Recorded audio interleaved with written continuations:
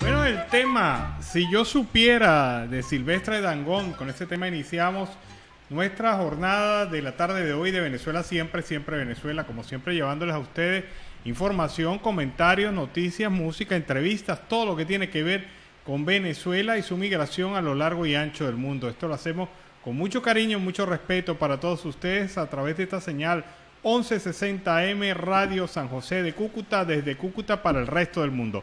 Buenas tardes, Nancy. Alan, muy buenas tardes y buenas tardes a toda esa amable audiencia que está aquí en este dial, en el 1160 Radio San José de Cúcuta, de nuestras redes sociales oficiales en Facebook, Instagram, Twitter, en YouTube, en la página web www.siemprevenezuelaweb.com, en enlace en esta primera hora con Radio Delfín 1060 AM. Saludamos en el Control Master a Alex Meneses y a John Camacho, Alan Peralta con Registro Nacional 0715 y quien les habla, Nancy Pacheco con Registro Nacional 0713, el Colegio Nacional de Periodistas, Seccional Norte de Santander. Bienvenidos a esta primera ronda informativa en Siempre Venezuela, Venezuela es noticia. Bueno, y el economista Ángel Alvarado argumentó que en Venezuela ya se está registrando una inflación en dólares, debido, según su perspectiva, a la crisis mundial asociada a la pandemia y el rezago entre el tipo de cambio y el precio de los alimentos. Ha señalado este economista que los gobiernos en el mundo comenzaron a gastar dinero impactando en el precio de todos los productos en el planeta. Hoy en día una familia de 5 miembros tiene una canasta básica de 80 artículos. Eso cuesta $365. Eso costaba $250 hace un año en Venezuela. Ahora necesita $100 más para comer.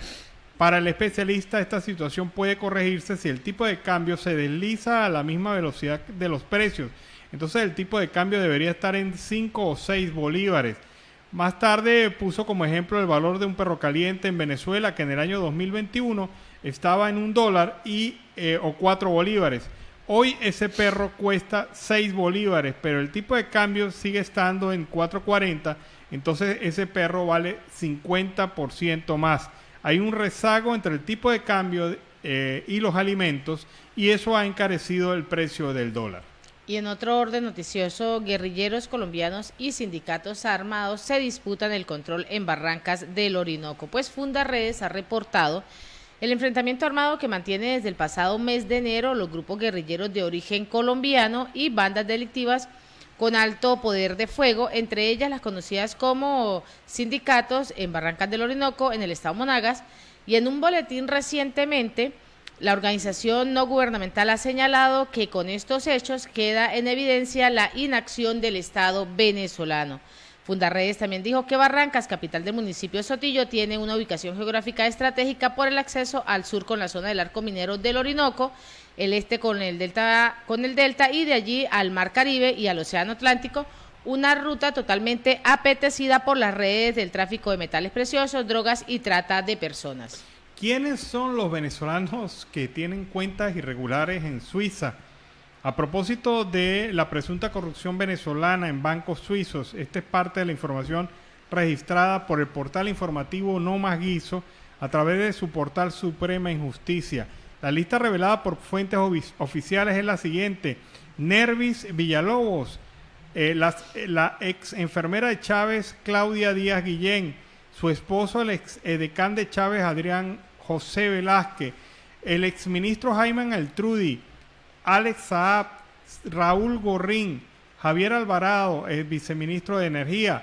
También en cuentas en bancos suizos, Saratini y Company, se encuentran los señalados por Estados Unidos en el caso Moneyfly, Francisco Convic Guruzuaga, José Vicente Amparan Crocker, Carmelo Antonio Urdaneta, Abraham Edgardo Ortega. Otro de los nombres, Gustavo Adolfo Hernández Frieri. Ellos son del caso de los $1.200 millones que desfalcaron a PDVSA. Hugo Andrés Ramalo, Marcelo Federico Gutiérrez Acosta y Mario Enrique Bonilla Ballera.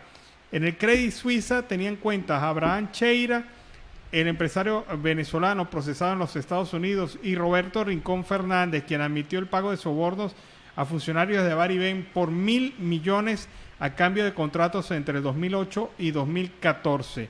Nada más y nada menos que una enorme lista de venezolanos, funcionarios, exfuncionarios públicos que estuvieron vinculados directamente con la corrupción en Venezuela. Se nombran a 19 personas que estarían involucradas en este caso. Y a esta hora en Siempre Venezuela, Venezuela Siempre, vamos con el primer reporte de nuestro corresponsal Carlos Uzcategui, El Miura.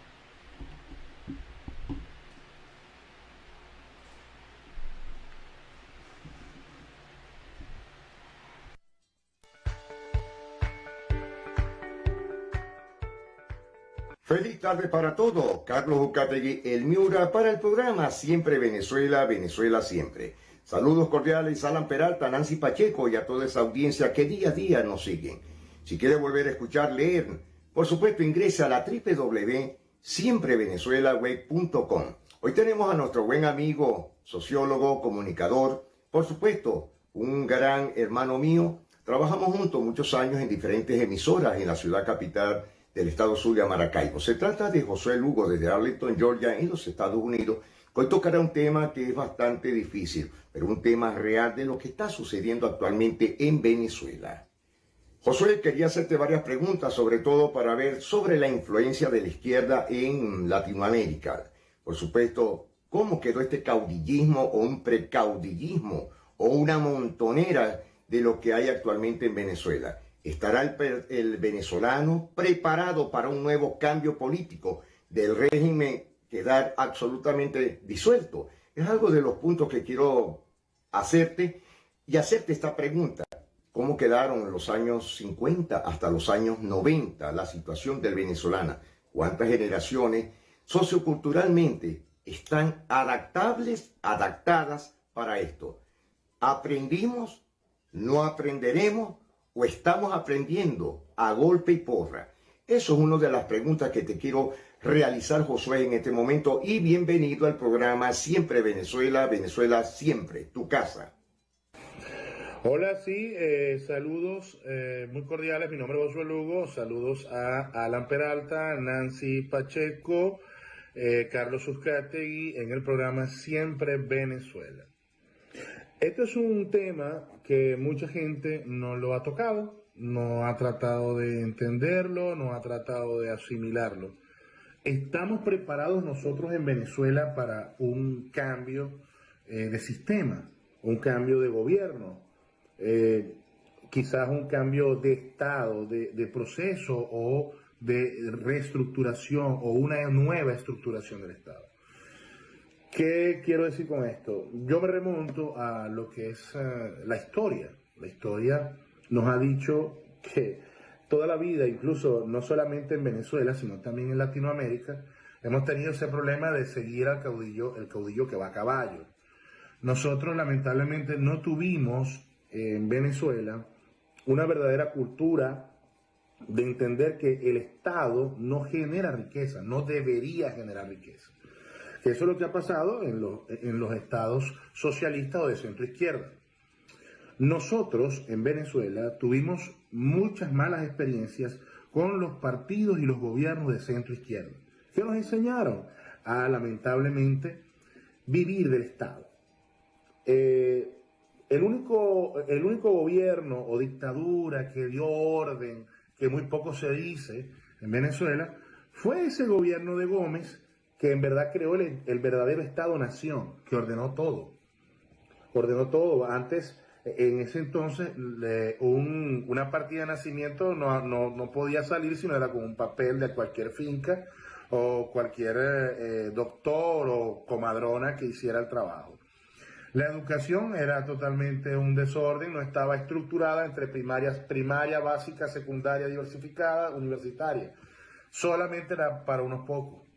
Y por ende tantas cosas, no teníamos fuerza armada. Total que Venezuela en los años de inicio del siglo pasado, del siglo antepasado, o del siglo pasado, siglo XX, ya venía siendo una finca. Nosotros como Estado-Nación hemos tratado en Venezuela, después de todo ese tiempo, tratar de vivir en orden. Viene la generación del 28 con esa influencia, que ahí es el punto que quiero llegar, la influencia soviética de izquierda, que lamentablemente hizo mucha mella en muchos dirigentes. El problema fue que esa influencia soviética, esa influencia de izquierda que siempre quedó orbitando en Latinoamérica después de aquella revolución bolchevique, después de la coronación de Lenin, ¿verdad?, en la Unión Soviética. Toda esa información, todo eso llegó a las costas venezolanas, a las costas latinoamericanas, y eso quedó como una influencia per se. Por esa razón tuvimos tantas dictaduras y tantas cosas que pasaron en Latinoamérica en los 70, en los 60, en los 50, en los 80. Vivíamos en democracia en Venezuela cuando otros países vivían en dictaduras o en guerrillas, caso de Centroamérica, caso de Suramérica, caso de Argentina, caso de Perú, en fin. ¿Qué quiero decir yo con esto? Que en Venezuela la influencia de izquierda nos enseñó a entender de que el Estado era el verdadero pater family, el verdadero padre que era quien nos iba a solucionar todos los problemas. No podemos negar que cuando se va Pérez Jiménez, la expectativa de vida en Venezuela era de 50, 55 años. Luego de toda esa nueva estructuración que se hizo, esa nueva inversión que se hizo en los 40 años de democracia, eso amplificó la expectativa de vida. ¿Qué quiere decir esto? La expectativa de vida en Venezuela hasta la llegada de Chávez era de 70 a 75 años. Todo esto porque había un desarrollo sanitario, un desarrollo infraestructura, X, todo lo que tenemos y que ya conocemos, pues. Ahora bien, ¿por qué sabemos o queremos analizar si estamos preparados o no estamos preparados? ¿No estamos preparados? Puede ser que sí, puede ser que no. Pero en Venezuela no nos enseñaron eso porque lamentablemente no pudimos entender de que los derechos alguien los paga. Sí podíamos entender que podíamos pagar la luz, el agua, una cantidad de cosas. Esta nueva generación de 20 años para acá, lamentablemente lo que ha visto es dádivas, mendrugos que se le han entregado y solamente han visto no pagar, no vivir del Estado, el Estado benefactor, y eso nos ha traído daño. Incluso choques a nivel social en otros países, porque esos jóvenes no han entendido eso. Diríamos que es una generación que tiene que aprender, yo creo que de forma invasiva, el cómo entender ser un ciudadano. Por esa razón, para poder nosotros avanzar en lo que queremos avanzar, tenemos que aprender a ser ciudadanos. Y en otros países hemos tenido que aprender a ser ciudadanos. Es lo lamentable. Carlos, para redondear la primera pregunta y comenzar con la segunda, brevemente, quiero decirte que en Venezuela, lamentablemente, no nos enseñaron eso, no nos enseñaron a ser ciudadanos, y hemos tenido que ser ciudadanos en otros países, que es lo más lamentable. ¿Qué quiero decir con esto? ¿Cuánto tiempo va a pasar para que esto pase? Mira, para que haya un cambio, porque puede haber un cambio el día de mañana con respecto a un sistema de gobierno, pero la cultura, la forma de pensar, la psiquis social del venezolano no está preparada actualmente para eso. Unos cambios radicales donde la gente tenga que entender que no, el gobierno no te va a dar, que tienes que salir a trabajar, que tú tienes que generar riqueza, que se tiene que respetar la empresa privada, que se debe respetar la libre inversión. Definitivamente la patria debe ser refundada.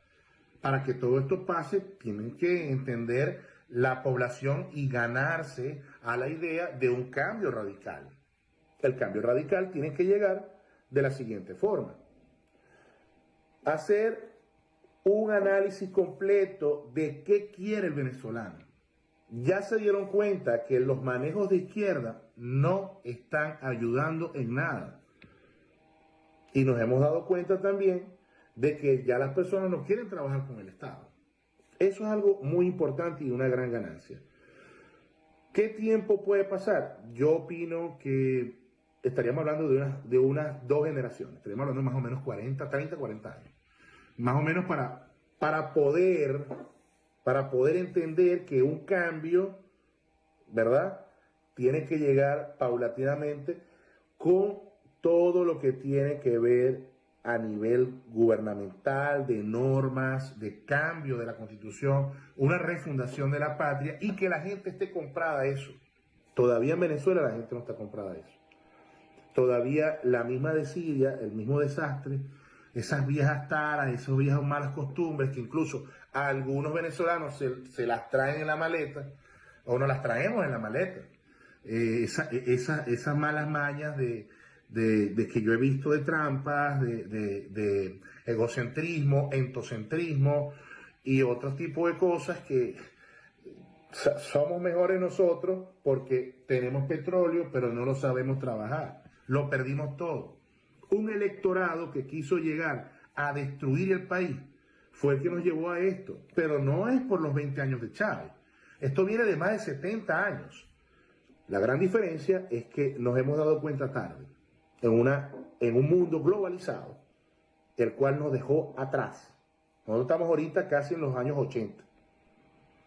Bueno, muchas gracias a todos. Un saludo a Alan Peralta otra vez, Nancy Pacheco, Carlos Uzcategui, en el programa Siempre Venezuela. Yo estoy de verdad muy agradecido por la oportunidad y por favor, analicemos, lleguemos al punto en el que podamos encontrarnos socioculturalmente para poder entender si estamos preparados para un cambio o es que tenemos lo que nos merecemos. Feliz semana.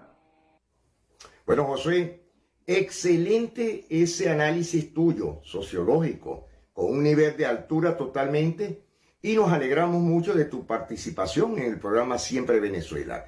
Sabemos que para esta semana tendremos la segunda parte de lo que tú vas a referir sobre el control, el factor socioeconómico, sociocultural y, por supuesto, de Latinoamérica, pero sobre todo en el caso de los venezolanos. Nos estamos despidiendo a esta hora. Carlos Uzcategui, el Miura, para el programa Siempre Venezuela, Venezuela Siempre. Mil bendiciones para todos. Bueno, amigos, y fue el reporte de Carlos Uzcategui, el Miura, desde La Guajira Binacional. Con este reporte nos vamos a la pausa comercial y musical del momento y al regreso seguimos acá en Venezuela Siempre, Siempre Venezuela. Bueno, tremendo tema con el que iniciamos el segundo segmento de Venezuela Siempre, Siempre Venezuela. Mi obsesión, de Gali Galeano. Dijeron por allí que lo único que hacía falta era un vasito acompañante, ¿no? Sí. Seguimos con más información. Y el CEOFAR movilizó 3 batallones a Apure para combatir a los grupos armados. Pues las autoridades venezolanas movilizaron 3 batallones de caballería blindada para realizar misiones de reconocimiento y vigilancia en el estado Apure. Esto pues es lo que se ha informado al día de hoy y lo han informado las fuentes castrenses. 3 batallones de caballería realizan esa misión de reconocimiento y vigilancia por nuestras vías de aproximación para establecer los contactos con los grupos Tancol. Así lo ha escrito en su cuenta de Twitter el comandante estratégico operacional de la Fuerza Armada, el general Domingo Hernández Lares. Tancol, como bien lo sabemos, es el acrónimo que inventó el gobierno venezolano y que no se refiere a ninguna banda en específico. Esto pues es lo que está hablando Lares. También pese a que Hernández Lares no detalló el grupo armado al que combaten, tal y como suele suceder con las fuentes oficiales o castrenses venezolanas, difundió imágenes de destrucción de uno de los campamentos en los que se refugiaban estos grupos armados, en los que pueden verse las siglas de la FARC-EP. Bueno, porque es contra la FARC, la guerra que tiene el ejército venezolano. Para ellos el único grupo irregular en este momento son las FARC, las disidencias de la FARC que están en ese territorio. Pero el ELN pues parece está que intocable para ellos, ¿no? O sea, claro, no pueden tocarlo. No ha habido ninguna acción directa contra el ELN, por lo menos que yo recuerde, en 2 años. Y mujeres venezolanas analizan violaciones de derechos humanos en el país durante el encuentro Más Ideas de Todos. Pues profesionales, mujeres venezolanas y representantes de diversos sectores del país analizaron la sistemática violación de los derechos humanos en el país con motivo de los encuentros Más Ideas de Todos promovidos por el Frente Amplio Venezuela Libre. En el estado Lara, Distrito Capital y Bolívar, los participantes aportaron sus diferentes opiniones en busca de una solución para la recuperación de la nación y la salvación de todos los venezolanos. De igual manera, resaltaron la importancia de las mujeres en la lucha por un acuerdo nacional, aseverando así en forma de cuál es esa gran parte de esa población que es totalmente vulnerable en el territorio venezolano. Bueno, como una barbaridad calificó Carlos School, dirigente político venezolano en Perú, que miles de venezolanos se quedarían sin empleo y sin sustento para sus hijos. Es una propuesta hecha por el alcalde de La Molina, que propone que los extranjeros no trabajen en delivery, taxi o mototaxi. Según el alcalde Álvaro Paz de la Barra, esta iniciativa va a reducir la delincuencia. Además, enfoca el crimen solo en la nacionalidad, lo que es xenófobo, dice Carlos School, y no soluciona absolutamente nada. Definitivamente, estos genios de la xenofobia, pues se inventan algunas salidas que son bárbaras. O sea, ¿cómo van a dejar sin trabajo? O sea, van a agravar la situación social, la situación de la migración, con esta propuesta que busca que los extranjeros, es decir, los venezolanos, porque va dirigida hacia los venezolanos, no trabajen en delivery, taxi o mototaxi. Esto está en La Molina, en las aledañas a Lima, en Perú. Y una semana sin agua tienen los presos del Centro Penitenciario del Occidente, ubicado en el estado del municipio Córdoba, del estado Táchira. Son aproximadamente 1.700 los privados de libertad, entre hombres y mujeres, quienes se ven afectados por los planes de racionamiento que se realizan en esta región. Pues los familiares de los presos explicaron al equipo de Observatorio Venezolano de Prisiones que en un hogar se pueden tomar previsiones ante el racionamiento, pero los reclusos no tienen ningún tipo de posibilidad de almacenar agua y durante los últimos días pues no han tenido este acceso al valioso líquido, por lo que las letrinas colapsaron y el hedor es insoportable. En este sentido, pues los presos tampoco han podido ni bañarse ni lavar los uniformes. Hay mujeres con su menstruación quienes se ven severamente afectadas al no poder asearse adecuadamente, mientras que lo más grave es que no tienen agua para el consumo ni para lavarse las manos, mucho menos para lavar los alimentos en medio de la pandemia del COVID-19. Bueno, y hemos escuchado del famoso doctorado honoris causa que se le entregó al gobernador del Táchira, Freddy Bernal, pero ahora conocemos de otro doctorado, pero esta vez sigue en la línea positiva. La Universidad Nacional Experimental del Táchira va a otorgar el doctorado honoris causa al excelentísimo Monseñor Mario Moronta, obispo de la diócesis de San Cristóbal, un hombre que ha trabajado durante muchos años por el desarrollo del Estado Táchira, el cuidado del Estado Táchira y sobre todo la defensa del ciudadano tachirense. Así que este honoris causa pues contrasta mucho con aquel honoris causa que de causa no tenía nada y menos de honoris. Y a esta hora en Siempre Venezuela, Venezuela Siempre, vamos con el segundo reporte de nuestro corresponsal Carlos Suscategui, El Miura.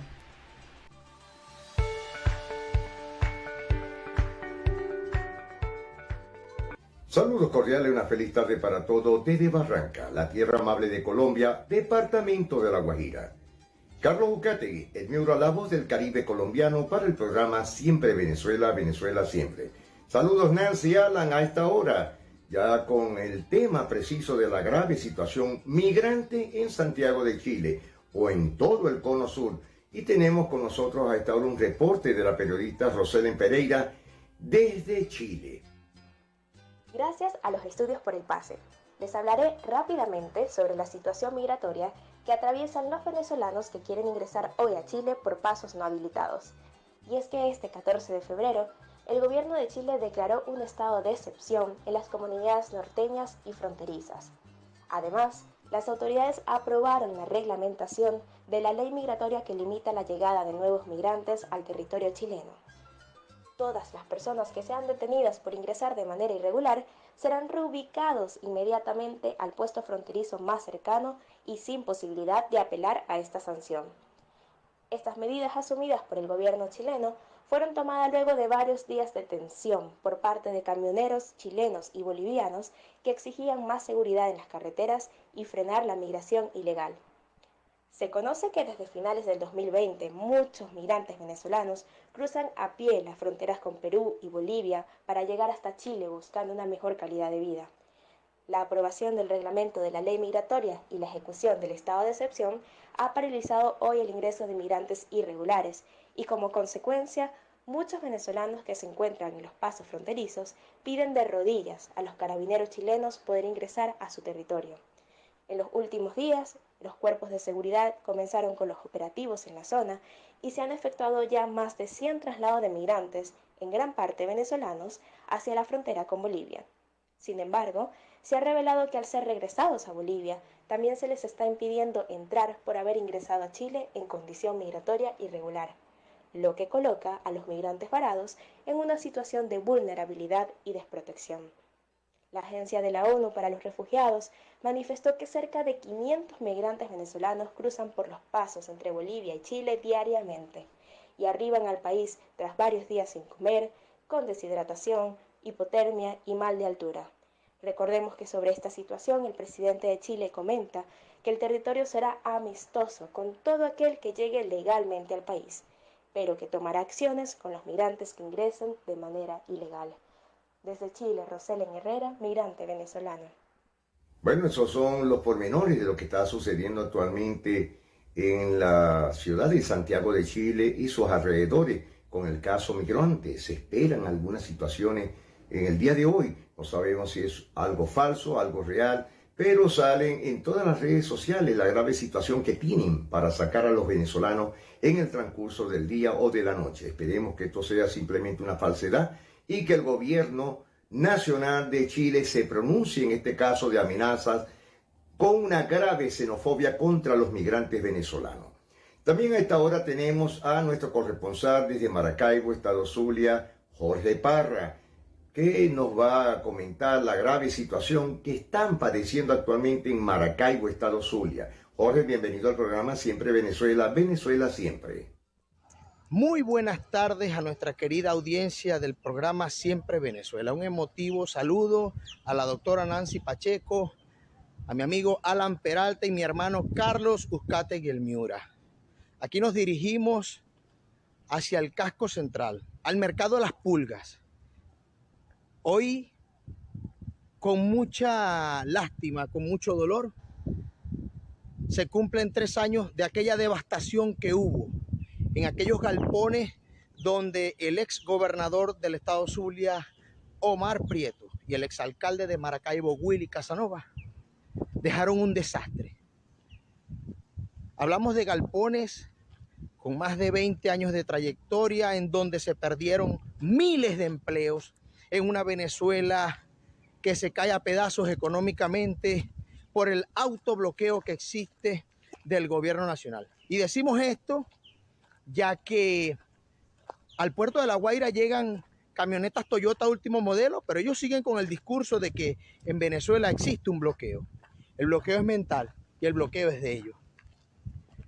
Queremos dejarle realmente imágenes de la tragedia que ocurrió ese día, ese 17 de febrero del año 2019. Y aquí le dejamos imágenes para ustedes. Este es el legado de Omar Prieto y de Willy Casanova. Aquí fue el sitio donde se perdieron miles de empleos. Miles de familias sufrieron los embates de la indolencia a su máxima expresión.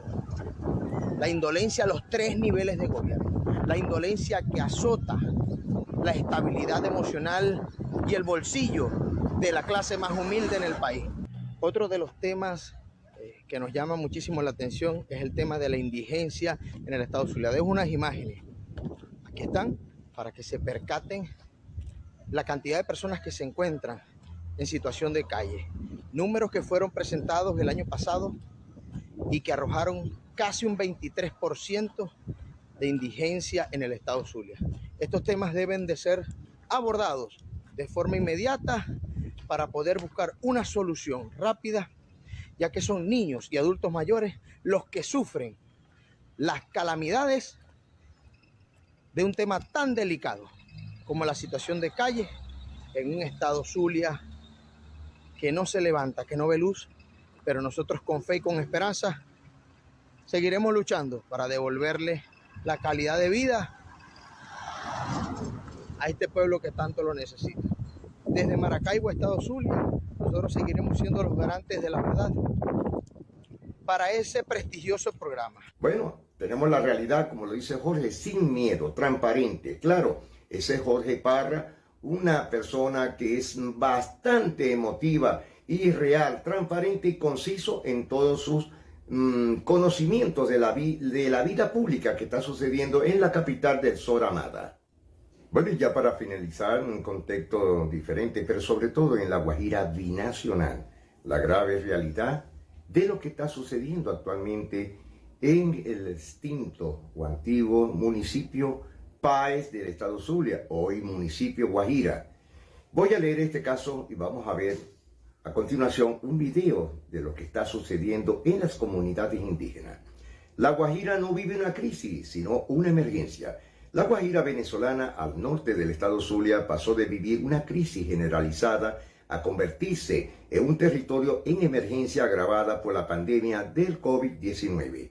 En el eje foráneo de Sinamaica, en el municipio Guajira del estado Zulia, más de 1.660 familias viven sin electricidad, mucho menos agua potable, mientras que 14 comunidades viven de la precariedad de la educación, salud y transporte.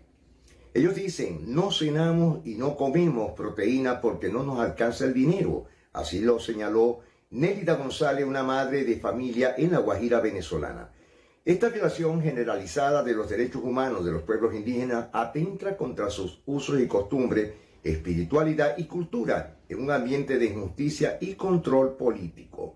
Este es un reportaje que lo pueden ver en la página de Codex y presentado en alianza con el periódico portal digital urbano El Pitazo. Observemos. La situación aquí no está muy bien por falta de recursos. Desde hace 2 años estamos sin luz, que se explotó el transformador y desde ese entonces estamos sin luz. La situación de las escuelas no están dadas como para poder cumplir con la calidad educativa. No es la educación que nosotros impartíamos hace 2, 3 años, 4.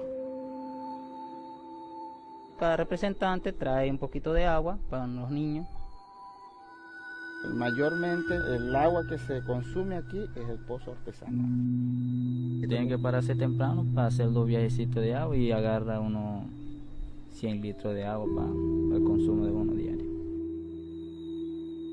Cada niño trae una estiva de leña para poder preparar la alimentación porque no contamos con gas plan, pues las bombonas son de muy alto costo.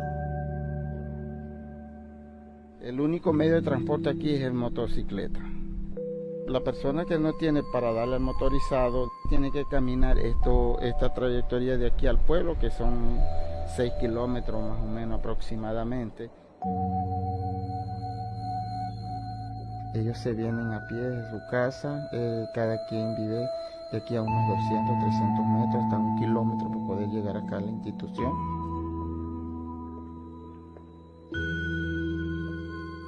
Es difícil la cosa, pero ahí aquí estamos sobrellevando la situación. Siempre con recursos propios. Es el esfuerzo de las madres y también de la comunidad. Así vivimos nosotros aquí en esta comunidad, en estas comunidades. Espero que hayan entendido este video, esta forma de vida de lo que están pasando en rostros de la emergencia o rostros en emergencias en nuestra Guajira binacional. Grave problema donde no hay fronteras visibles, no hay un ícono para poder indicar de lo que está sucediendo actualmente en este sector de la Guajira venezolana. Bueno, señores, ya a esta hora nos estamos despidiendo. Carlos Ucategui, el Miura, para el programa Siempre Venezuela, Venezuela Siempre. Mil bendiciones para todos. Bueno, y fue el reporte de Carlos Uzcategui, el Miura, desde la Guajira binacional. Con ese reporte nos vamos a la pausa comercial musical del momento.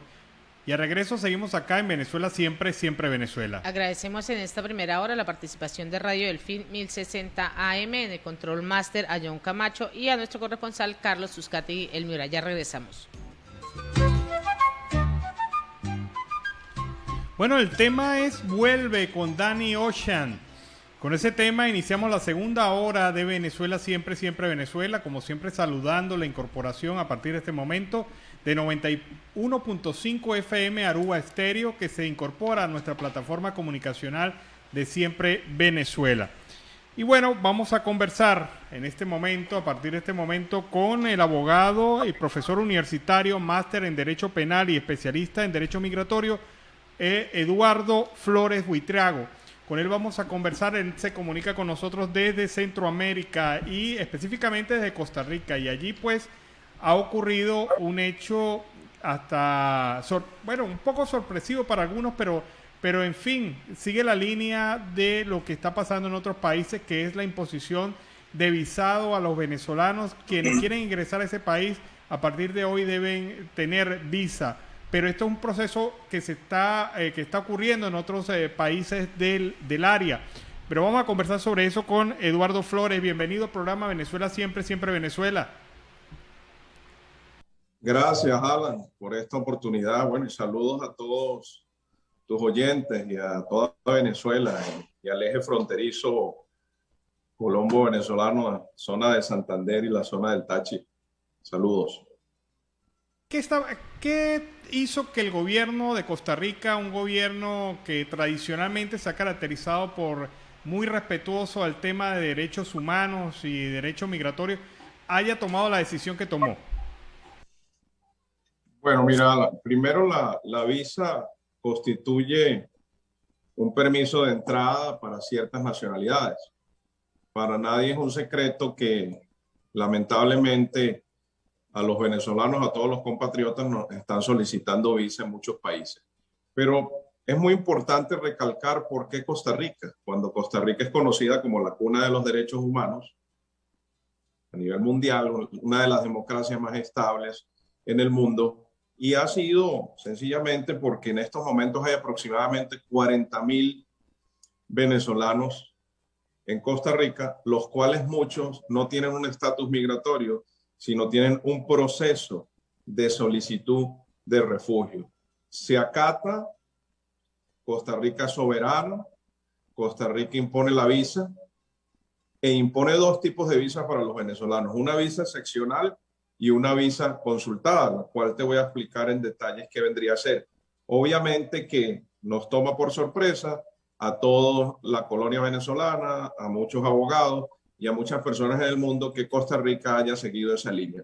Quiero aclarar algo aquí muy importante sin tocar el fondo político que tiene esto, que es que lamentablemente las autoridades nombradas por un gobierno encargado que ha durado mucho y no se le han visto soluciones, no han hecho un suficiente lobby político como corresponde al secretario adjunto para los problemas migratorios de los venezolanos en Latinoamérica, como es el exalcalde de Latillo, Smolaska.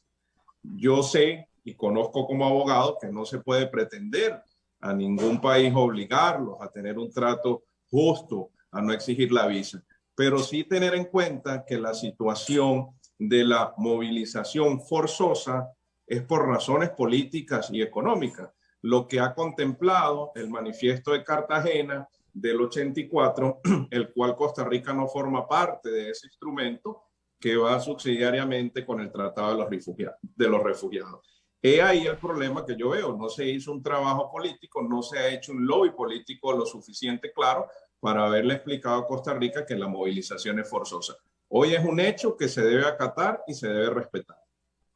Ahora bien, hemos visto que Honduras también se sumó, México también empezó a exigir visa, Belice exige visa, prácticamente no queda sitio en Centroamérica donde no se solicite visa para los venezolanos.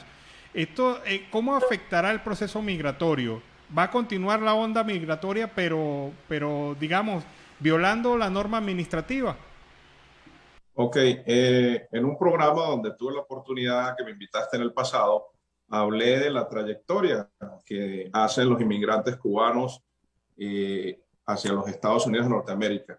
Bueno, exigir visa desde el Istmo Panameño hasta el Triángulo Norte y en Norteamérica, los Estados Unidos de México, va a traer que la movilización forzosa se haga de manera irregular. Y cuando hablo de manera irregular, es que vamos a ver en las fronteras de Centroamérica grupos de venezolanos pidiendo una entrada, pidiendo seguir y logrando llegar a los Estados Unidos de México para transitar todo México y ir a la frontera con Estados Unidos. En el caso de los cubanos, se ha manejado en las diferentes aduanas y puntos fronterizos de Centroamérica que estas personas no se van a quedar, estas personas le extienden un salvoconducto. En algunos países este salvoconducto tiene un costo, en otros países lo desconozco, pero ¿a qué lleva esto? Esto lleva a una situación de que el bien tutelado vida se va a exponer. Para nadie es un secreto que muchas personas que no salen de Colombia por el puerto Turbo para llegar vía marítima a Panamá, simplemente lo hacen por el tapón del Darién. Y han sucedido muchas cosas que todo el mundo los conoce y que para nadie es un secreto. Entonces, esto viene a exponer más a los venezolanos, a pasar de frontera en frontera y llegar y esperar y tocar puertas y no exigir, pedirles que su destino final es los Estados Unidos para pasar a Estados Unidos Norteamérica. Esto va a traer una situación que no va a tener mucho control, se va a ir de las manos, hay un desespero y para nadie es un secreto que ya el venezolano venía atravesando de frontera en frontera para llegar a los Estados Unidos de Norteamérica. Pero esto es un alimento claro a los grupos de coyotes, a toda esta mafia irregular que viene controlando este proceso y que ha convertido a los venezolanos prácticamente en su principal negocio en este sentido. O sea, lo ilegal se va a propiciar porque está claramente demostrado que la norma administrativa, que el cierre militar, que el bloqueo policial no impide el paso del migrante. Es correcto. Es el target de esos grupos delictivos, son los venezolanos, porque es un grupo que está saliendo desesperadamente de Venezuela y a cualquier punto fronterizo donde llegue y no pueda tener el ingreso, pues lamentablemente va a incurrir en esa situación. Teniendo en cuenta que por ahí han pasado los cubanos, dominicanos y muchas otras nacionalidades, las cuales han hecho la travesía. Se da mucho el caso de los transcontinentales, que son los de África, haitianos también, y muchas nacionalidades han incurrido en esa vía. No es la correcta, pero el desespero de una persona que busca un nuevo horizonte, que busca nuevas esperanzas y prefiere arriesgarse para salir de un estado totalitarista y tener felicidad y compartir con su familia, han llegado a ese punto. Yo recuerdo hace muchos años que alguien en Venezuela me dijo a mí un día, mire, es que aquí en Venezuela nosotros no vamos a estar como en Cuba. Bueno, mire, eso fue una mentira que me dijo en ese momento porque lo vislumbré de tal manera que hoy en día, lamentablemente, los venezolanos son el target para esos grupos delictivos y ya los cubanos han pasado a un segundo plano porque ellos siguen transitando y esa nacionalidad en cada punto fronterizo, por conocimiento de causa, por estudios migratorios que he hecho en Centroamérica, le extienden un salvoconducto, el cual tiene un costo.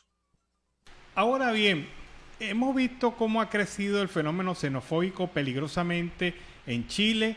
Hemos visto cómo está ocurriendo algunas cosas no muy convenientes en Perú. Estamos observando que ocurre hechos violentos contra venezolanos en Colombia. ¿Cómo está esto del fenómeno xenofóbico allá en Centroamérica? Bueno, mire, esto voy a recalcar algo que lo dije una vez. Lamentablemente la República de Chile no recuerda que en los tiempos de Pinochet mucho chileno hizo a Venezuela su segunda patria, al punto que muchos de sus hijos nacieron en Venezuela. Entonces, es una razón histórica por la cual cambiaron los papeles y ahora los venezolanos están allá. Y lamentablemente esta persecución y la xenofobia se ha dado por la misma sociedad, porque se han encargado de perseguir, de descalificar y nadie piensa en cabeza ajena, simplemente no les gusta que los demás, y hablo de foráneos, algo de la colonia venezolana, lleguen a otros países, como han dicho muchos, a quitarme el trabajo y hacer cosas que yo no puedo hacer. Lo que pasa, sucede y acontece es que cada quien en el mundo se labra el camino. Y cuando alguien tiene un grado de escolaridad, tiene preparación, pues puede brillar en cualquier parte del mundo. Entonces son situaciones que se han venido dando sin razón y sin motivo. Es algo absurdo y la ignorancia ha llevado a muchos personas de diferentes países del mundo actuar de esa manera. Es algo que se debe tomar en cuenta, se debe cuidar a la colonia venezolana porque lamentablemente muchos han muerto en esa situación. Fíjense que en el caso aquí de Costa Rica, somos un país muy tranquilo, esos escenarios de xenofobia aquí no se dan como en Perú o como en Chile. En relación al tema de la visa a los Estados Unidos, ¿cómo está esto? ¿Se ha endurecido el proceso? ¿Se ha vuelto un poco más complicado? ¿Cómo está esta situación para el venezolano? Porque como mencionabas, no es para nadie un secreto que el objetivo final de gran parte de esta migración es la frontera con Estados Unidos. Ok, Venezuela actualmente puede solicitar una visa a través de una cita por un número que le va a dar el consulado, la embajada, la sección consular, y muchas personas venezolanos han ido con todos sus atestados a pedir la visa en Colombia, en República Dominicana. Se ha dado el caso que aquí en Costa Rica están viniendo a pedirla. Lamentablemente el venezolano está pidiendo una visa para buscar nuevos horizontes y ha existido un alto rechazo de la visa a los venezolanos cuando se va por la vía regular, aunque cumplan con todos los atestados. Esto ha llevado a que muchas de esas personas que han sido rechazadas esperan el tiempo prudencial de los 6 meses para volverla a solicitar. O muchas de esas personas pues han entrado en un desespero y han decidido cruzar fronteras. Pero no debemos ir muy lejos.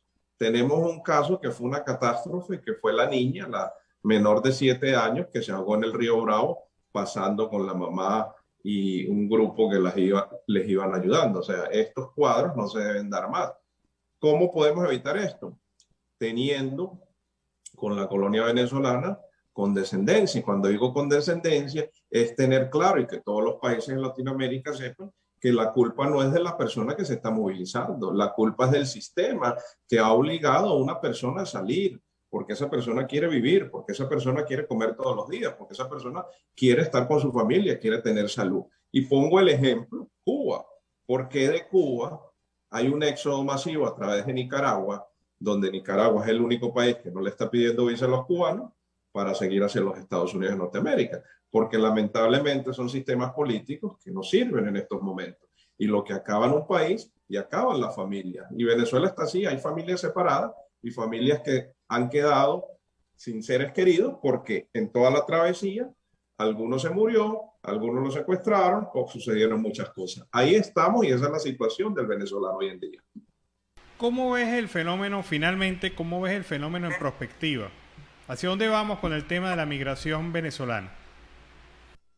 Bueno, la realidad que yo veo y teniendo conocimiento de causa de este problema es que cada día va a ser más y más y más, y el venezolano va a buscar nuevos horizontes y va a buscar lugares donde no le soliciten la visa y va a llegar ahí y va a tratar de salir y buscar el sueño americano, como muchas personas lo dicen, pero esto es un fenómeno que se va a seguir dando hasta el momento que Venezuela se van a ir todos y no sé quiénes van a quedar, porque es un desgaste que tiene el sistema venezolano, un desgaste que ante la apariencia del mundo, muchas personas pueden decir que Venezuela está bien, pero los que conocemos la realidad lo sabemos que no es así. Entonces aquí es donde se deben invocar los buenos oficios de toda esa gran colonia latinoamericana, la Organización de Estados Americanos, con el secretario adjunto que se nombró para tocar el tema migratorio, que fue el exalcalde de Latillo,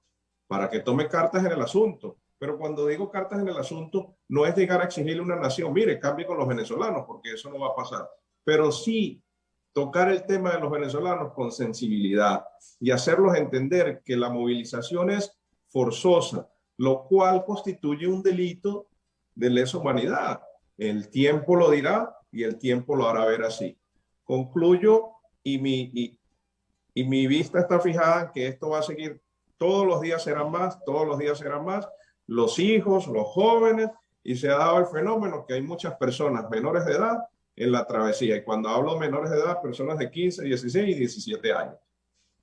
Muchas gracias, Eduardo. Eduardo Flores Huitrago, profesor universitario máster en Derecho Penal y especialista en Derecho Migratorio desde Centroamérica. Hemos conversado con él durante la tarde de hoy para conocer un poco su visión sobre este proceso migratorio. Muchas gracias, Eduardo. Gracias, Alan, y saludos para todos. Bueno, seguimos acá en Venezuela siempre, siempre Venezuela. Y es interesante lo que señala Eduardo Flores, su visión. Esto va a seguir creciendo y esto no lo va a parar una visa. No. No lo va a detener una visa. La gente no va a pararse en su iniciativa de buscar mejores expectativas de vida porque es simple y llanamente eso. Vida. Y es un acto de supervivencia lo que está buscando la población venezolana en este momento. No es si me quiero quedar, las ganas están de quedarme.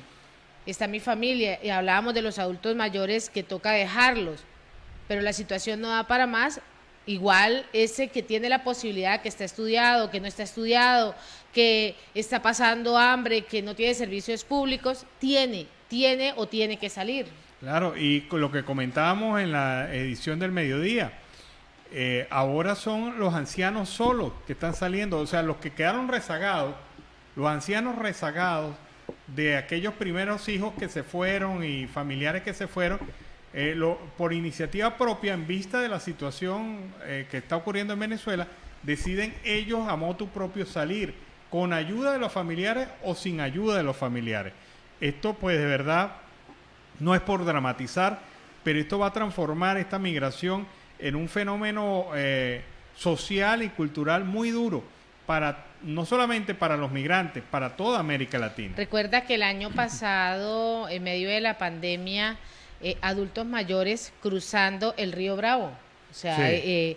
Un adulto mayor, y lo discutíamos, y lo vuelve a uno impotente ante esa situación, y dice uno, ¿cómo es posible que un adulto mayor que trabajó toda su vida, que entregó todo por un país, que entregó todo por una empresa, por sus hijos, tenga que pasar esas situaciones? Y es cada día lo que se va a ver y lo que se está viendo. Leía hoy precisamente un hilo de tuit de Vilca Fernández, donde decía que esos adultos mayores salen, que no solo los adultos mayores por culpa de este gobierno de facto, sino que la juventud, ese semillero de juventud, que es quien va a transformar el país, también tiene que hacerlo. Así es. Bueno, seguimos con más información.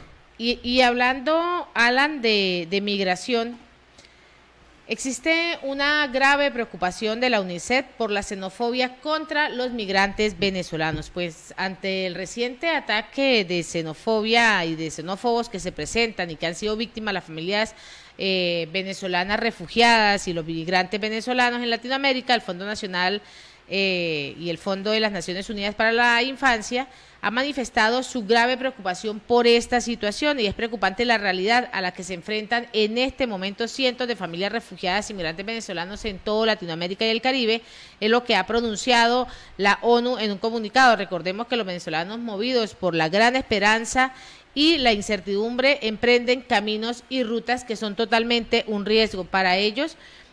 Todos los dirigentes políticos, sociales y comunitarios a construir una cultura de paz, calma y mesura, además de promover una coexistencia y el respeto por la diversidad y los derechos de todas las personas, condenan las actitudes y acciones discriminatorias y xenófobas que se vienen presentando.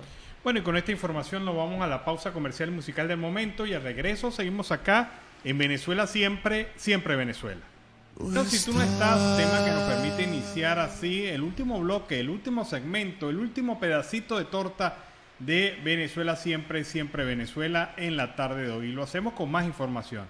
Y sindicalistas desmienten al gobierno. Industrias básicas de Guyanas operan al 6%, pues la destrucción del aparato productivo venezolano no se ha detenido, pese a los discursos milagrosos económicos que intenta promover el gobierno y el diminuto repunte de Productos Interno Bruto experimentado en el año 2021. Más allá de ese discurso y más allá de esa propaganda oficialista, se esconde una realidad funesta para la industria del país, especialmente la operada por el Estado, que ha sido sometida a una desidia sin precedentes. La nula inversión en la industria, el desmantelamiento de unidades de producción enteras e incluso la venta de chatarra como mecanismo para que el Estado obtenga dinero, pues ha puesto en jaque y mate a las industrias históricas con importancia vital para la economía venezolana. En este proceso que viene directamente de este gobierno de Nicolás Maduro, aunque este y sus acólitos afirmen que la crisis económica es consecuencia de las sanciones de Estados Unidos y además de la comunidad internacional, además de la supuesta guerra económica que acusaba a los empresarios de promover, no en vano actualmente, pues hay el mínimo de producción en estas industrias básicas de Guyana, reconocidas históricamente por su significado de producción de materia prima, que acaba con las industrias transformadoras del país. Bueno, y más de 2.500 niños, niñas y adolescentes del estado Amazonas en Venezuela pasan a territorio colombiano para poder continuar sus estudios, teniendo que pagar hasta 20.000 pesos a la semana, sumado al peligro inminente que corren sus vidas al cruzar el río Orinoco como consecuencia de la falta de atención del Estado venezolano. Al no tener escuelas operativas, al tener fallas de docentes, de maestros, al tener todos los problemas habidos y por haber en las escuelas del lado venezolano, los niños y las familias deciden pasar hacia el lado colombiano diariamente atravesando el río Orinoco para poder llegar a centros educativos en el lado colombiano. Esto debido al cierre de la frontera entre Venezuela y Colombia en el año 2020, por la presencia de COVID-19 también se evidenció un aumento de los pasos ilegales en los espacios fronterizos, tomando en cuenta que muchos de estos niños viven en esta zona y tenían que trasladarse por zonas riesgosas para poder tener una educación digna. Macler García, coordinador del Observatorio de Educación de Fundarredes, indicó que el Estado venezolano no está cumpliendo con su tarea de brindar las mejores condiciones en materia educativa a estos niños, sobre todo los que están en localidades rurales, y eso es su responsabilidad directa. Partiendo de que en Venezuela la educación va en descenso y el Estado no da garantía de estabilidad, los niños se ven en la necesidad de continuar estudios en Colombia, por ende sus padres buscan alternativas, como el caso de Dixon da Costa, representante de un niño de 9 años de la institución Antonia Santos, con una matrícula de 540 niños, por lo menos de ellos, de estos 540, 200 son venezolanos. Este centro educativo se encuentra ubicado en los alrededores del río Orinoco, y quien toma la decisión de que su hijo tenga mejores oportunidades en un país que no es el suyo. Alan habla de educación. Vamos a hablar un poco de salud, el tema del COVID-19 y de cómo el gobierno tiene acabadas las instituciones y estos centros de salud. El déficit de personal afecta totalmente a estos pacientes en el hospital de San Cristóbal, cerrados por falta de personal. Los pacientes que acuden al Hospital Central de San Cristóbal, principalmente al Centro de Salud en el estado Táchira, buscan una cita médica. La central de citas está ubicada en el piso 2 de ese hospital. En esta área era habitual ver largas filas de habitantes y de ciudadanos solicitando las citas de especialistas médicos. El secretario general de la Federación de Trabajadores del Táchira, Melquiades Delgado, confirmó que el déficit de personal en este centro de salud es muy alto. Incluso también ha señalado que existen oportunidades en las que solo 2 trabajadores atienden este servicio de los 20 o 25 trabajadores que laboraban en esta área. Aquí se dan citas para todas las patologías que se atienden en el hospital. A veces solo queda una secretaria. Delgado también aseguró que la escasez de personal en esta área de citas del Hospital Central de San Cristóbal se debe a los bajos salarios, lo que ha impulsado a la renuncia masiva de estos trabajadores. Y no solo en el Hospital de San Cristóbal, sino que también se presenta esa crisis humanitaria y la atraviesa Venezuela en todos los sectores y en esta parte vulnerable de las regiones, tal como lo es el caso de Santa Fe, una población del municipio Sucre, del estado Sucre, en el oriente venezolano, donde a escasos 45 minutos de Cumaná, el hospital de esa entidad cuenta con un solo ambulatorio para la atención de más de 30.000 pacientes. Los trabajadores de este centro de salud denunciaron la escasez de insumos, los bajos salarios que perciben por una pura votación. Asisten a trabajar todos los días viéndose en las necesidades de pedir a las personas que requieren la atención médica que lleven los materiales que van a utilizar. Ahí les falta medicamentos, insumos, no tienen letrinas, tienen que llevar inyectadoras, o sea, no tienen absolutamente nada. Los trabajadores de la salud están abandonados totalmente. Sí, y con riesgo de ser encausados penalmente, si algún fiscal se le ocurre encausarlos penalmente por no prestar la atención de salud. O sea, a ellos, son los que responsabilizan por no prestar atención de salud y no al Estado, que no les da ni los salarios dignos, ni los recursos, ni los insumos necesarios para poder trabajar. Y la OIM ha señalado y ha calificado como preocupante la realidad que enfrentan en este momento cientos de familias refugiadas inmigrantes de Venezuela en América Latina y el Caribe. Estas familias, muchas con niños y niñas, buscan y necesitan estabilidad, la oportunidad de que sus hijos e hijas conozcan más que vivir en una carretera. Es importante que la asistencia humanitaria, considera la OIM, llegue a quienes la necesitan y que se promuevan políticas y programas de inclusión que beneficien a toda la comunidad con el apoyo de la comunidad internacional. Apelamos, afirma la OIM, a todos los dirigentes políticos, sociales y comunitarios a construir una cultura de paz, calma y mesura que promueva la coexistencia y el respeto por la diversidad y los derechos de todas las personas, condenando las actitudes y acciones discriminatorias y xenófobas. Históricamente, la llegada de personas refugiadas e inmigrantes constituye una oportunidad para el desarrollo y enriquece a nuestras sociedades. Es un comunicado que ha publicado la Organización Internacional de las Migraciones durante el día de hoy. Y nos vamos con el reporte de nuestro corresponsal, Oliver Luyano, el amigo de todos. ¿Qué tal, amigos de Siempre Venezuela? Desde esta zona de frontera, desde Arauca, reporta para ustedes el amigo de todos, Oliver Luyano, guariqueño y de Saraza.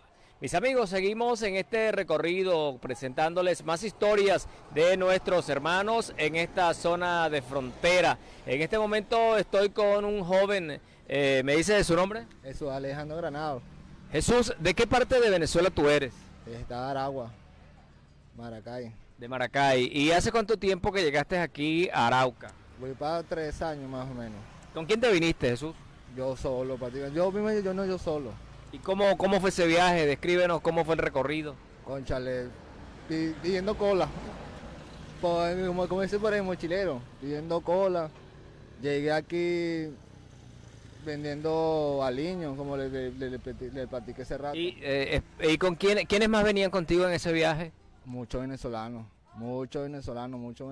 que vinieron así como a la deriva, sí, porque nos contaban y hablaban, ¿qué vas a hacer allá? Yo no sé, veré qué hago allá. Yo también vine así lo mismo, veré qué hago allá. ¿Hiciste amistades en ese recorrido? Sí, correctamente, sí, amistades que todavía lo conozco por ahí todavía. ¿Que están aquí en Arauca? Están todavía aquí. ¿Y por qué tomaste la decisión de salir de Venezuela? Porque la situación en Venezuela cada día se estaba poniendo más ruda y ya la plata que me estaba ganando no me alcanzaba para nada. ¿Qué hacías? ¿Qué trabajabas? De todo. Lo que me ponían a hacer, dile vaya. ¿Qué trabajos? ¿Nos puedes describir qué tipo de trabajo hacías? La viñería, pintar, estaba trabajando en una finca también. De todo un poquito estaba trabajando ya, pero la plata no me alcanzaba para nada. ¿Y por qué te decidiste por Arauca? ¿Ya conocías Arauca? ¿Alguien te invitó? ¿Cómo? Ya me habían dicho de Arauca ya y tenía una amistad de que ya estaba aquí ya en Arauca, pues. Entonces, así como me recibió aquí, o sea, me dio como un aliento, pues.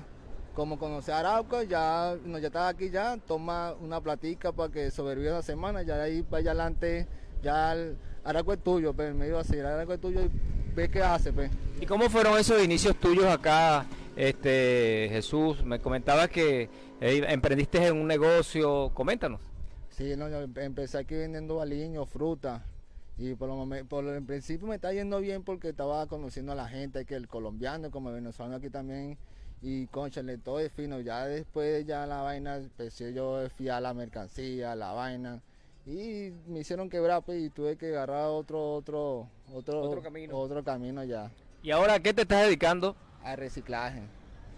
Yo pues no invierto nada, de lo que yo recoja voy y vendo, y eso es lo que me gané el día, pues. ¿Y cuánto puede ser el día o cuánto es el ingreso que haces diario, Jesús? Con el día está pesado uno hace 20, 30, pero con el día está bueno y la gente te regala cualquier vaina, no hace 50, 60, depende del día. ¿Ustedes recogen y van a venderle a otra persona? Exactamente, recogemos y vendemos a los recicladores de aquí, de Arauca. ¿Cuál ha sido el objeto de mayor valor que has conseguido y que en esa búsqueda? Conchale, que la gente me ha regalado algo que yo voy y lo vendo. Y me dan cambia por dinero rápido. exactamente, así a los segundazos. Me regalan así una plancha, cualquier vaina que esté buena y yo hoy lo vendo, me dan 30, 40 mil pesos y más. Lo que yo hago aparte, coño, ese es el día bueno, pues, que para uno aquí es el día bueno. Jesús, tienes que meterle la mano a la basura. Correctamente, sí, meterle la mano, sin asco, meterle la mano. Bueno, yo tengo mi batería ahí, mi jabón, todo, me lavo la mano, pero igualito hay que meterle la mano ahí, usted sabe que hay gusanos de toda verga ahí. ¿Qué te dice la gente de Arauca? Oye, vecino, yo como le tengo 3 años aquí, Arauco no es malo. No es malo para trabajar, así que como todo. Si uno hace una cosa mala a un venezolano, ya todos pagamos ahí. Pero hay gente que ven, así como hay venezolanos buenos y malos, hay colombianos también buenos y malos también. Entonces que reconocen eso, pues, reconocen eso que hay uno que trabaja y uno que están aquí echando vaina. Pero ahí está la diferencia, pues.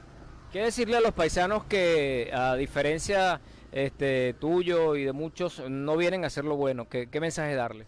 Cónchale, que no, aquí se viene a Colombia, para Ecuador, para allá a otros países, se vienen a trabajar.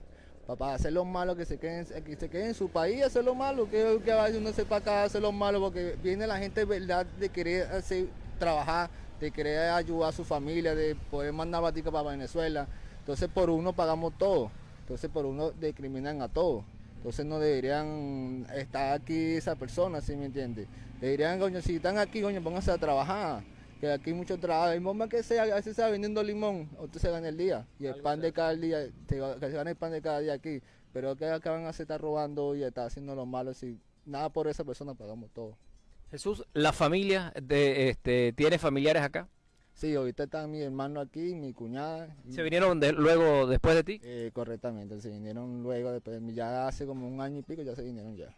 ¿Y la otra familia allá en Venezuela, quiénes te quedan allá? Allá me queda nada más solamente mi mamá con su marido, pues. Pero, ¿tú tienes planes de volver a Venezuela? Claro, no, pero mi esperanza de volver a mi tierra otra vez. ¿Qué harías allá? ¿Qué aprendizaje te llevas, Jesús? Cónchale, muchas cosas, padrón, muchas cosas como saber sudarse la plata y saber, por lo menos, antes uno no, por lo menos a uno le regalaban unas cosas y uno no la valoraba. Ya aprendí a eso, a valorar las cosas, porque ya yo mismo me la estoy comprando. Aquí me he comprado de todo, televisor, pero de mi sudor. ¿Qué cosas no valoraste en Venezuela? Hay muchas cosas que por lo menos hubo un patrón allá, se llama Carlos Herrera, que ese patrón a mí me regalaba moto, carro, toda verga, y lo echaba a perder, en 3 segundos lo echaba a perder.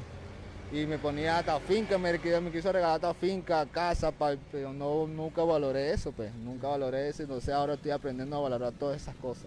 Podemos decir que estás aprendiendo Aprendí muchas cosas, estoy aprendiendo muchas cosas y seguiré aprendiendo más aquí en Colombia. Si algún paisano de Venezuela quiere venirse a Arauca, ¿qué le recomendarías tú? Cónchale, que se venga por el buen camino, a trabajar. Si se viene para acá, que venga a trabajar, porque aquí hay mucha gente, así como les estoy diciendo, así como hay gente mala y gente buena también. Y la gente buena sabe quién viene para acá a trabajar y quién no. Entonces, eso ahí está todo. Jesús, ¿hiciste ya el registro para el permiso de protección? Sí, ya lo hice, ya saqué la huella, la última que saqué la huella, ya ahorita tengo que esperar 3 meses para que me den el carnet ya. ¿Crees que puede mejorar tu condición de vida con el carnet? Sí, porque como le dije, ya tengo tiempo aquí, conozco ya todo Arauca allá y espero con Choncha le consigo un trabajo ya estable y está más estable de lo que estoy, pues. ¿Tú no has sentido xenofobia por parte de los hermanos colombianos? Sí, mucho. Sí. Mucho sí, y seguiré porque como les estoy diciendo, por uno pagamos todo. Pero no por ti, sino por los otros que han venido a hacer... Correctamente, por otros. Porque se le ve a la gente como, no, cónchale, esa basura no me la revise porque, oye, me la acaban de romper, la acaban de recibir, yo estoy claro. Y me pongo en su lugar. Cualquiera llega otro a revisar la basura y por acá, pero... Tranquila que yo la abro y la huevo cerré y así la gente ve a uno. Cuando ven a eso, entonces me sacan otras cosas. Todos me dicen, Reyes, es eso, ustedes vienen a trabajar, ¿verdad? Ustedes son, o sea que por uno pagan todo y ese es el dicho, el que está aquí, pues uno pagan todo. Y entonces ya ellos están aquí, ya el colombiano está aquí ya como... por el ya que, no, todos, ya somos todos, ya no hay 1 y 2, sino somos todos ya. Un mensaje para toda nuestra audiencia, Jesús. cónchale, que gracias por esta oportunidad que nos están mandando a la gente de sí. Y cónchale, como le dicen, el que venga para acá, para Colombia, para otros países que se haya a trabajar, no va a hacer lo malo, pero el que viene a trabajar, ¿verdad? Ahí ya está discriminado ya. Entonces deberíamos tener ya conciencia ya y aprender ya lo que está pasando allá en Venezuela. Uno se viene aquí a trabajar para hacer lo malo y tal, que es su tierra. ¿Sí o no? Jesús, tú eres un joven, como muchos jóvenes que han tenido que salir de nuestro país. ¿Cómo sueñas tú la Venezuela para la que desearías volver? Cónchale, como antes, o sea, que haga trabajo y que la plata te alcance para, así como aquí, que bueno, yo aquí trabajo, yo con 30.000 pesos el diario, yo como, pago arriendo y me queda, que esas 10.000 pesos me queda, pero si se ve la plata, se ve la plata, se ve el fruto de su trabajo. Ojalá que Venezuela llegue otra vez a un momento así, que uno trabaje y uno se pueda comprar su cosa allá otra vez, para volver a su tierra otra vez. Bueno, Jesús, agradecido. Agradecido con ustedes, gracias. Bueno, mis amigos, una historia más de un paisano allá del municipio José Félix Rivas, del estado Aragua. La Victoria, la ciudad de la juventud. Desde esta zona de frontera, desde Arauca, reporta para ustedes el amigo de todos, Oliver Luyano, guariqueño y de Zaraza.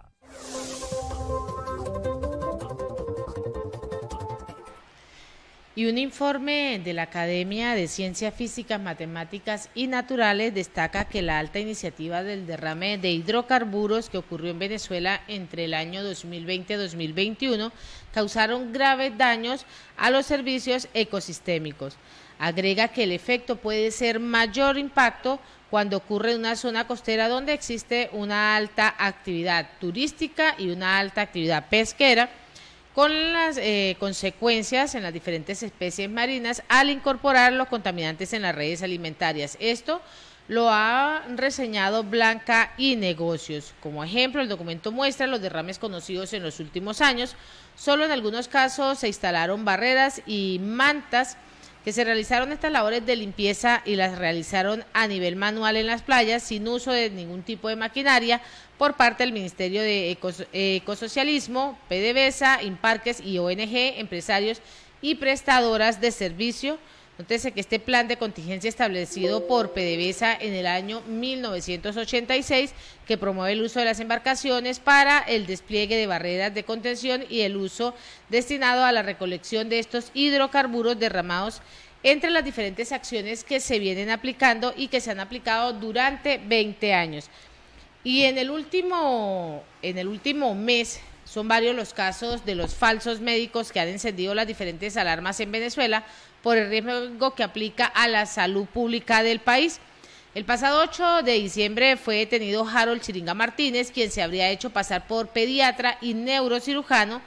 En ese entonces el fiscal general Tarek William Saad precisó que el hombre iba a ser imputado por ejercer ilegalmente la medicina, por usar documentos falsos y además usurpación de sus funciones. En este caso, en principio fue denunciado por influencer Israel Gómez a través de las diferentes redes sociales.